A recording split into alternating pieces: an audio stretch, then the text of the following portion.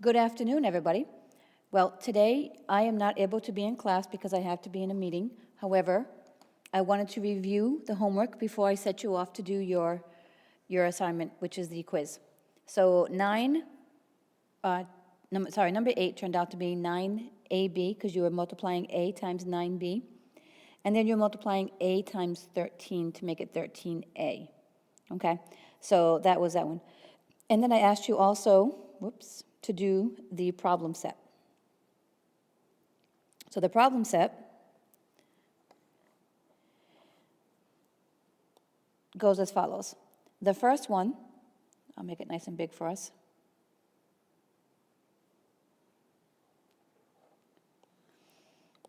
The first one is 4x plus 4y. The second one, B, is 8 times A, which is 8A, plus 8 times 3B, which is 24B. C is 3 times 2x, which ends up being 6x, plus, you have to keep the plus sign there, 3 times 11y, which is 33y. D is 9 times 7, which if you have any problems with multiplication tables, eighth graders accompanied by their teachers. You're welcome to use the multiplication chart in Google Classroom in the classwork section under resource. But 9 times 7 is 63A. Don't forget the variables there. 9 times 6 is 54B. E is a little bit different, but don't let it throw you off.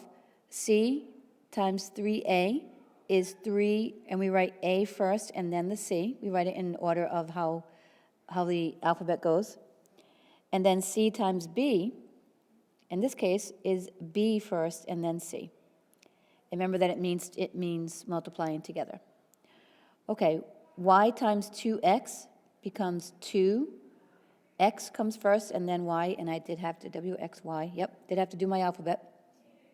Plus Y times 11Z is 11. Y comes first and then Z. Okay?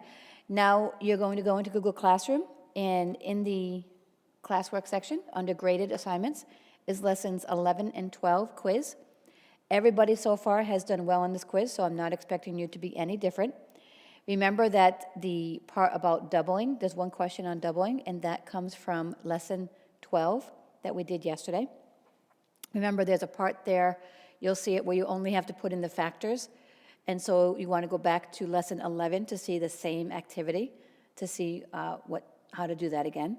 Use your binder. If for some reason you don't get 100 or a grade that you are happy with, you're welcome to retake it. But in order to retake it, you do have to make sure you've gotten at least a 90 on Y14 in IXL. And I didn't assign this one, but you have to also do Y.13 in IXL and get a 90. Then if you give a 90 in both of those, you're welcome to retake this quiz if you so choose. Okay, I will talk to you all tomorrow. Please do well on the quiz and work on any work that you need to make up. Thanks.